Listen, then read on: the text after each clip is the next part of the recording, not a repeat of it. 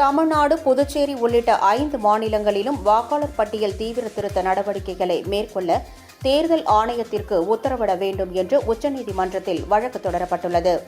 பீகார் சட்டப்பேரவைக்கு இந்த ஆண்டு இறுதியில் தேர்தல் நடைபெறுகிறது. இதையொட்டி பீகாரில் வாக்காளர் பட்டியல் தீவிர திருத்த நடவடிக்கையை தேர்தல் ஆணையம் மேற்கொண்டது.